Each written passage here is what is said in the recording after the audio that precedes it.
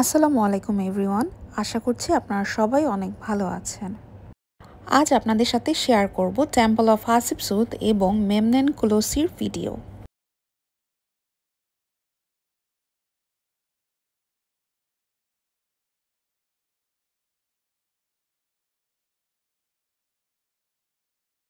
প্রথমে আমরা চলে গেলাম টেম্পল অফ হাতশেপসুতে। প্রথমেই টিকিট নিয়ে আমরা ট্যুরিস্ট কারে উঠে গেলাম।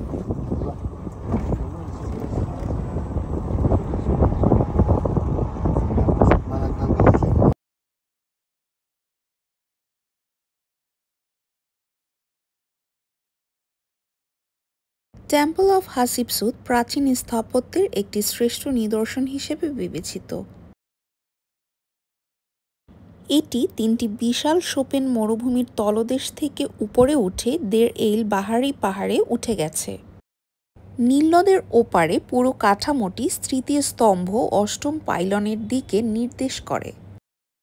হাতশেপসুতের কার্নাক মন্দিরের সবচেয়ে স্বীকৃত সংযোজন এবং উপত্যকার সুন্দর উৎসবের শোভাযাত্রা এখান থেকেই বেরিয়েছিল।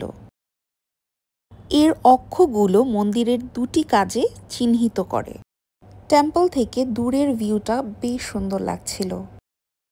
গাইডের মাধ্যমে জানতে পেরেছি এর কেন্দ্রীয় পূর্ব পশ্চিম অক্ষটি উৎসবের শীর্ষে আমুনরের বার গ্রহণের জন্য কাজ করেছিল এবং যখন এর উত্তর দক্ষিণ অক্ষটি রাজ্যাভিষেক থেকে পুনর্জন্ম পর্যন্ত ফেরাউনের জীবনচক্রকে প্রতিনিধিত্ব করে।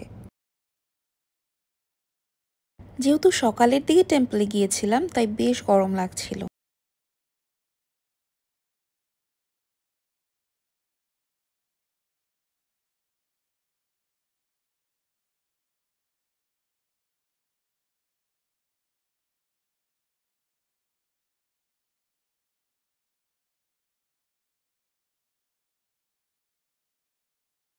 শিল্পকলায় হাতশেপসুতকে নারী এবং পুরুষ উভয় রূপেই চিত্রিত করা হয়েছিল এবং তাকে প্রায়শই ঐতিহ্যবাহী পুরুষ ফারাও রাজকীয় পোশাক পরিহিত অবস্থায় দেখা যায়।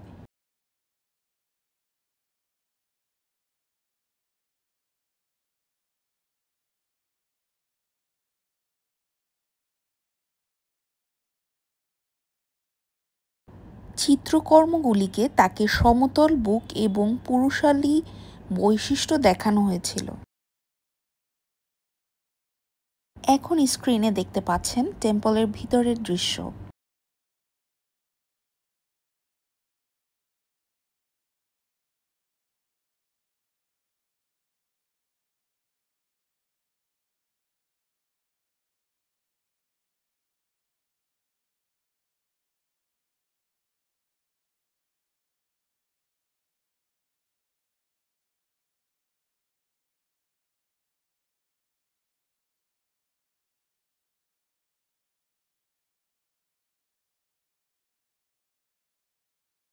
যাই হোক, আমাদের টেম্পল অফ হাতশেপসুত ঘুরে দেখা শেষ।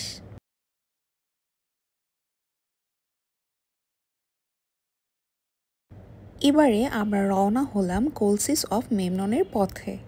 এটি মূলত ফারাও আমেনহোপেট এর দুটি বিশাল পাথরের মূর্তি, যা থেবান ও নেক্রোপলিসের বৃহত্তম মন্দির।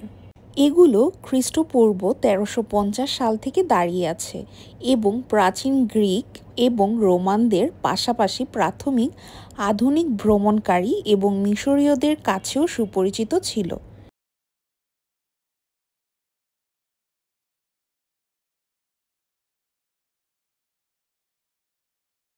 মূর্তিগুলিতে গ্রিক এবং ল্যাটিন ভাষার ১০৭টি রোমান যুগের শিলালিপি রয়েছে।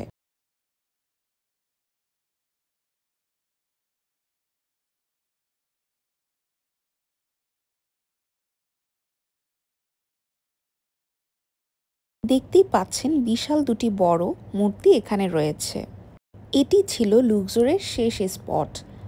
আজকের ভিডিওটি এই পর্যন্তই। আল্লাহ হাফেজ।